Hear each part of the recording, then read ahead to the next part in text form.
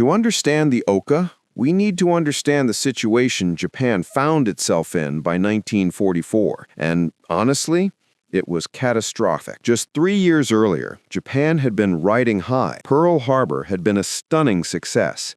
They'd swept through Southeast Asia, taking the Philippines, Malaya, Singapore, the Dutch East Indies. Their empire stretched from the edge of India to the Central Pacific. Japanese military leadership believed they could force America into a negotiated peace, that Americans wouldn't have the stomach for a long, bloody war across the Pacific. They were wrong, devastatingly wrong. By mid-1944, the tide had completely turned. The Battle of Midway in 1942 had shattered Japanese naval power, costing them 4 fleet carriers they could never replace. American industry, that sleeping giant Admiral Yamamoto had warned about, was now in full swing. For every ship Japan built, America was launching dozens. For every plane, hundreds. But it wasn't just about numbers. Japan was losing its most irreplaceable resource: experienced pilots. In the early war, Japanese naval aviators were among the best in the world. They'd trained for years. Some had combat experience from China, but by 1944, most of those men were dead, shot down over the Coral Sea, at Midway, during the grinding battles for Guadalcanal and the Solomon Islands. And here's the thing about experienced pilots. You can build a new fighter plane in a few months, but you can't create an experienced combat pilot in that time. It takes years of training, hundreds of hours of flight time, combat experience. Japan didn't have years. They didn't even have months. So Japanese aviation commanders faced a terrible equation. They had new pilots, young men with maybe 100 hours of flight training, some even less. These kids were being thrown into combat against American pilots who had 500, 600, sometimes 800 hours of training, against American planes that were getting better every month: the Hellcat, the Corsair. These were incredible machines. Japanese pilots were being slaughtered. Enter Ensign Mitsuo Ota of the Imperial Japanese Navy. In the summer of 1944, Ota was stationed at the Yokosuka Naval Air Technical Arsenal. He was looking at this situation, this impossible math, and he started thinking differently. He thought, what if we stopped trying to fight on American terms? What if, instead of trying to train pilots for dogfights they can't win, we create a weapon so simple, so focused, that even a barely trained pilot could use it effectively? Ota's idea was radical. Take everything you need for a successful attack on an enemy ship: armor-piercing explosive warhead, guidance system, meaning a human pilot, and a delivery method that's too fast for the enemy to stop. Strip out everything else. No guns, no landing gear, no radio even. Just a cockpit, explosives, and rocket engines. He presented his concept in July 1944, and you have to understand, in Japanese military culture at this time, the idea of purposely designing a suicide weapon wasn't as shocking as it might seem to us. The concept of sacrificing yourself for the emperor, for Japan, it was deeply embedded in military culture. Kamikaze attacks had already begun, though they were still using conventional aircraft. The Naval Aeronautical Department initially rejected the idea. It was too extreme, even for them. But Ota didn't give up. He kept pushing, kept refining his design. And as Japan's situation got worse through late 1944, as American forces captured the Marianas and brought Japan within range of B-29 bombers, suddenly that radical idea started looking more acceptable. By August 1944, the Navy approved development. They codenamed it Maru-Dai, or circle target, but it would become known as the Ohka, meaning cherry blossom. And yes, that name was chosen very deliberately. In Japanese culture, cherry blossoms are beautiful but short-lived, falling at the peak of their beauty. It was meant to represent these young pilots, dying young but beautifully in service to their country. The design that emerged was actually quite sophisticated from an engineering standpoint. The Ohka was small, only about 20 feet long, with a 16-foot wingspan. The nose contained 2,600 pounds of trinitroaniline, explosive, more powerful than TNT. Behind that, a tiny cockpit with minimal instruments, just an airspeed indicator, an altitude meter, and a dive angle indicator. That's it. No radio to receive abort orders because there would be no aborting. Behind the cockpit were 3 solid-fuel rocket motors. These weren't sophisticated liquid fuel engines. They were essentially giant firework rockets, but they could push the Ohka to incredible speeds. In testing, they achieved speeds over 600 miles per hour in the final dive. In 1944, that was faster than almost any fighter plane in the world. But here's the catch, and it's a big one. Those rockets only burned for about 8 to 10 seconds. They gave one burst of incredible speed, but that was it. So how did the Ohka get to the target area? It couldn't take off on its own. It had to be carried. The plan was to use the Mitsubishi G4M bomber, who the Americans called the Betty. The Betty would carry the Ohka under its belly, fly it to within 20 or 30 miles of enemy ships, then release it. The Ohka would glide toward the target, and when the pilot got close enough, he'd ignite the rockets for the final dive. On paper, it was brilliant. A small, fast target that could be guided with human precision right into the side of an enemy ship. The explosive force would be devastating. In theory, nothing could stop it. In practice, well, that's where things got complicated and dark, very dark. By September 1944, the first Ohkas were being produced. The Navy ordered 755 of them initially. Training began at Konoike Air Base. And this is where we need to talk about the men who would fly these weapons, because they weren't monsters. They weren't mindless fanatics.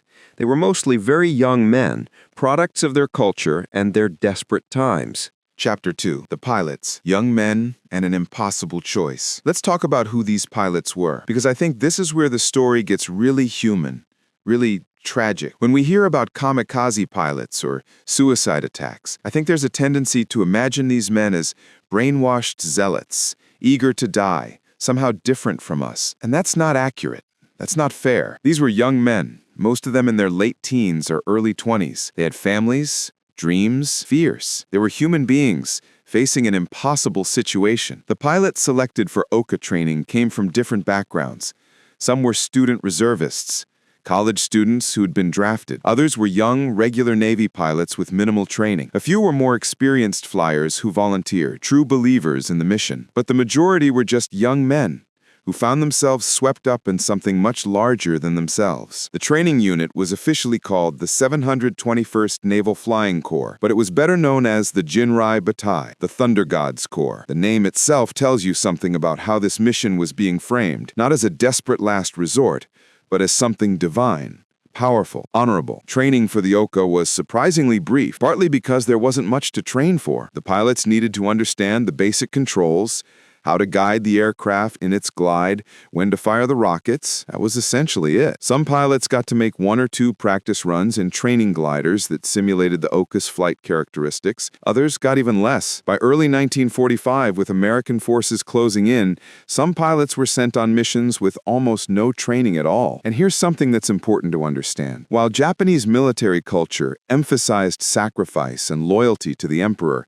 these men weren't all rushing forward eagerly. We know from letters, from diaries that survived, from post-war interviews with ground crew and commanders that many of these pilots were terrified. They were doing what they believed was their duty, what their culture and their commanders told them was necessary, but they were still human beings, facing their own deaths. Some wrote farewell letters to their families. These letters, many of which have been preserved, are heartbreaking. They talk about duty, yes, but also about missing home, about wishing they could see their mothers one more time, about asking their siblings to take care of their parents. These aren't the words of mindless fanatics. These are scared young men trying to find meaning in what they're about to do. There's a particular letter from a pilot named Ichizo Hayashi that really stuck with me when I was researching this. He was 23 years old, a university student before the war. In his final letter home, he wrote about how beautiful the cherry blossoms were at the base, how he wished his little sister could see them. He told his parents he was honored to serve, that his death would protect them in Japan. But then, Almost as an aside, he mentioned that he'd been having trouble sleeping, that he kept thinking about a fishing trip he'd taken with his father as a boy. He wanted to go fishing one more time. He never did. He flew an Ohka mission in April 1945 and was never seen again. Now, I want to address something that often comes up in discussions about kamikaze pilots. The question of whether they were forced, whether they had a choice. And the answer is complicated. Technically, pilots had to volunteer for the Ohka program. Commanders would gather units and ask for volunteers.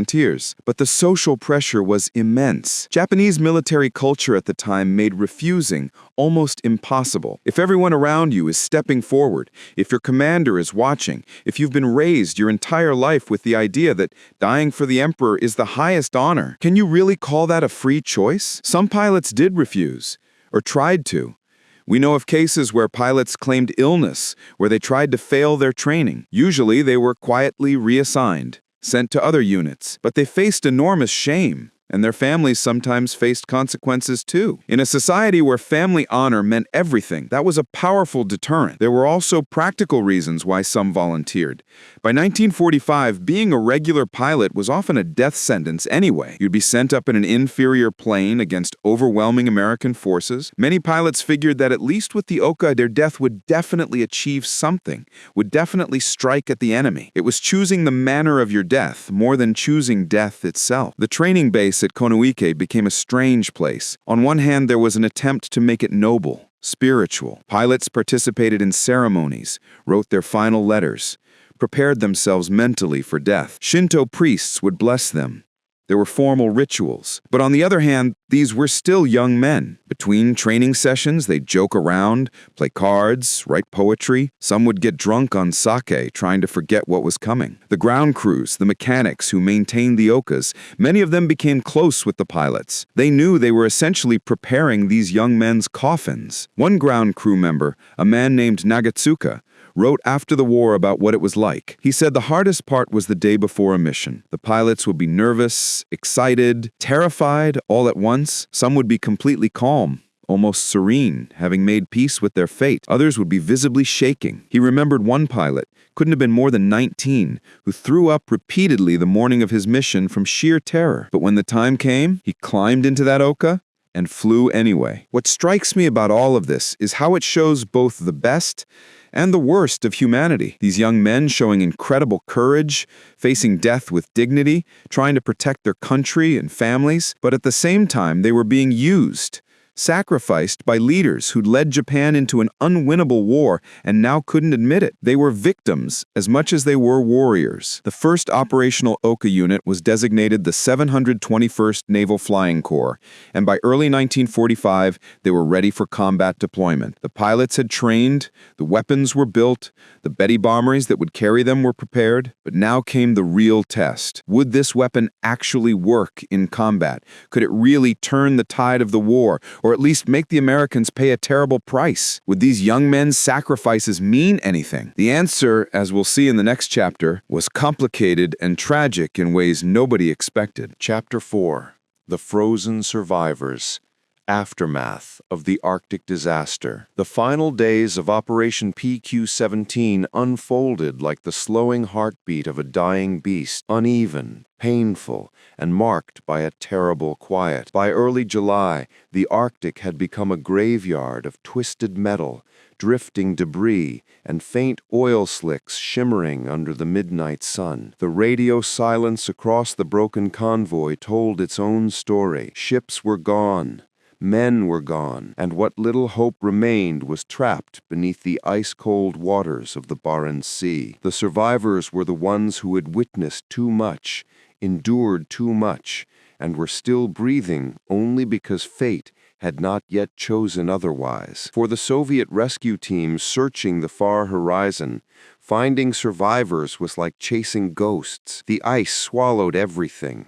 Lifeboats, wreckage, even bodies. Fog drifted in massive banks, moving like living walls. When Soviet trawlers and patrol boats did find signs of life, they often discovered lifeboats filled with men who were technically alive, but barely conscious, eyes glazed from dehydration and cold exposure. Their skin was purple-blue, their voices gone, their movements slow and mechanical. Many had been adrift for days, surviving on slivers of food, melting ice in their hands for water, or simply waiting for the end. The ship Troubadour was found half crushed against a drifting ice slab, her stern submerged. Her surviving crew stood on deck waving cloth scrap. They had stayed aboard because abandoning ship meant certain death. Soviet rescuers hauled them aboard like men being pulled from another world. One sailor whispered, "We scattered, and then we died one by one,"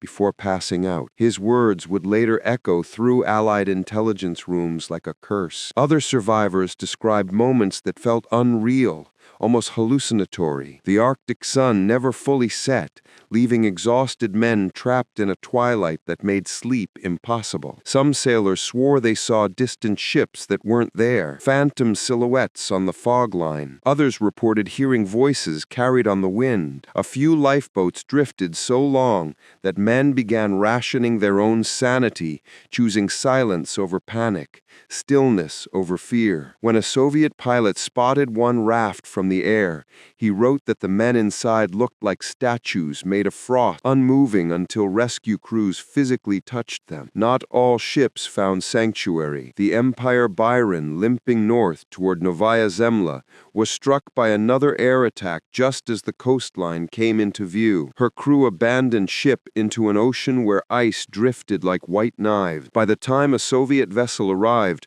only a handful of men clung to floating wreckage. They were pulled aboard with hands stiffened like stone, unable to speak, but alive. When the final tally was assembled, the scale of the disaster became painfully clear. 35 of 36 merchant ships were sunk. More than 150 sailors died in freezing water. Millions of pounds in tanks, trucks, ammunition, aircraft, and fuel were lost, but numbers did not capture the deeper truth. The Allies had not just lost a convoy, they had lost faith in their own command. When the surviving crews were brought to Arkhangelsk, they were greeted like heroes, but many of them could not feel anything. They walked with stiff movements, eyes distant.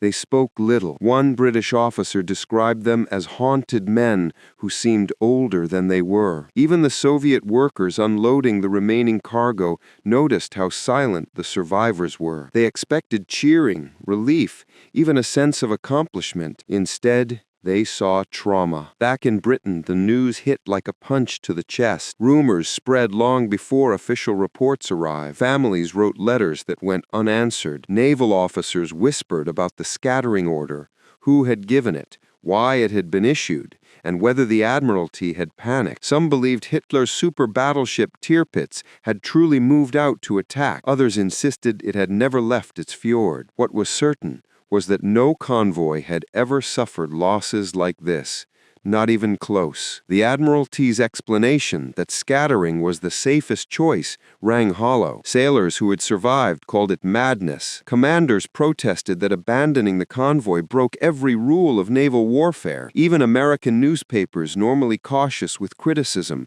questioned the logic of the order. The world learned a hard fact. Fear of the German surface fleet had sunk PQ-17 more thoroughly than any torpedo. Soviet officials were furious. They depended on Arctic convoys for weapons, fuel, and food. Operation PQ-17 had been intended to show Allied commitment to the Soviet front. Instead, Stalin saw it as betrayal. Tensions rose sharply. Diplomats scrambled to repair the damage, promising stronger escorts, better planning, and renewed resolve. Behind closed doors, Allied naval planners tore apart every procedure that had led to the disaster. Commanders argued about intelligence failures, communication breakdowns, and the blind faith placed in outdated assumptions. It became clear that splitting a convoy in the Arctic was a death sentence. Small ships dispersed across thousands of square miles could not be protected, could not help one another, and could not survive against multiple branches of the German war machine operating in coordinated waves. PQ-17 forced the Allies to change everything: escort tactics, convoy spacing, code interpretation, and the balance between caution and courage. Lessons learned were written in blood, but amid the grief and political fallout, one truth quietly surfaced, one that the Germans never fully understood. PQ-17's sacrifice bought time. Many of its ships died, but others far behind it learned from the disaster and adjusted their routes. Subsequent convoys, better protected and better coordinated, would eventually deliver the vital supplies that helped the Soviet Union push back against the Nazi war machine. In a grim way, the frozen sailors of PQ-17 had helped turn the tide, even if they would never know it. For the survivors, however, none of this mattered, not yet. Months later, many still woke in the night hearing phantom torpedoes. Some refused to talk about the Arctic at all. A handful never returned to sea again. A Soviet doctor recorded that some British sailors kept flinching at the sound of distant engines long after they were safe on land. PQ-17 was not a battle. It was not even a defeat in the traditional sense. It was a wound, deep, cold, and unforgettable. The Arctic had taken the convoy, ship by ship, man by man, and though history would record it as one operation among many, those who survived carried its weight forever. The Barents Sea had claimed its price. The ice had closed over the wreckage. The silence had returned. But the story of PQ-17, the tragedy, the fear, the mistakes, would echo through the war like a warning carved into the frozen north. Chapter 4: Legacy and Lessons.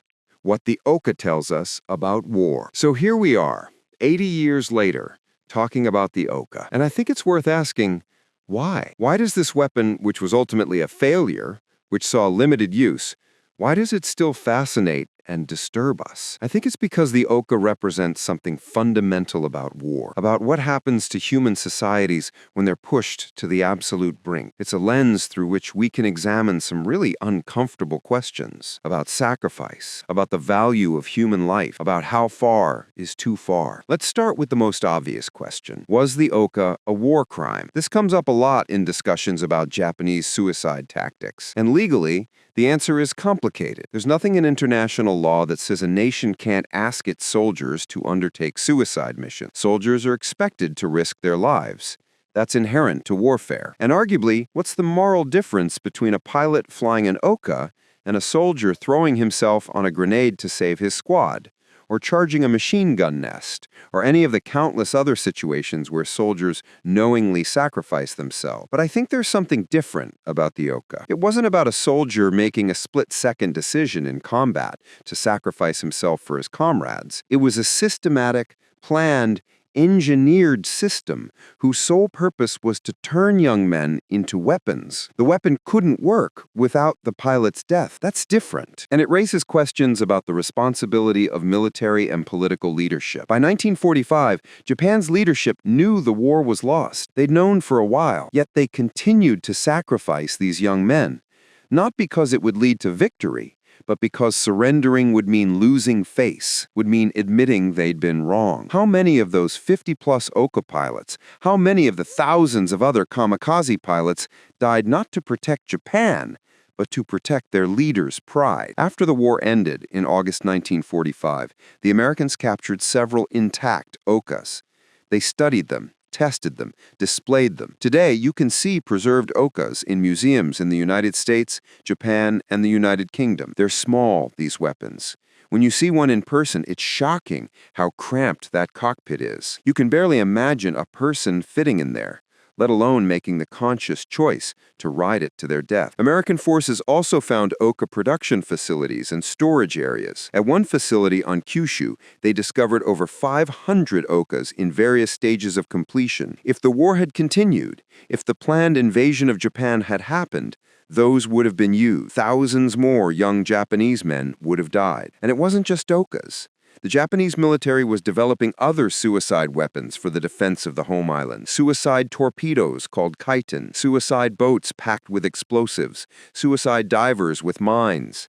The entire defense strategy for Japan was built around mass suicide attacks. It's horrifying to think about what the invasion would have looked like. In Japan today, the Ohka and its pilots occupy a complicated place in collective memory. Some see the pilots as tragic heroes, young men who did their duty in impossible circumstances. Monuments have been erected, ceremonies are held. The Yasukuni Shrine in Tokyo, which honors Japan's war dead, includes Ohka pilots among those commemorated. But there's also deep discomfort, especially among younger generations. Many Japanese see the Ohka as a symbol of the insanity and waste of that war, a reminder of what happens when militarism goes unchecked, when leaders are willing to sacrifice their own people rather than admit defeat. It's part of a larger reckoning with Japan's World War II history that's still ongoing. From an American perspective, the Ohka is often viewed as proof of Japanese fanaticism during the war, evidence of a culture that valued death over life. But I think that's too simplistic. It erases the humanity of those pilots,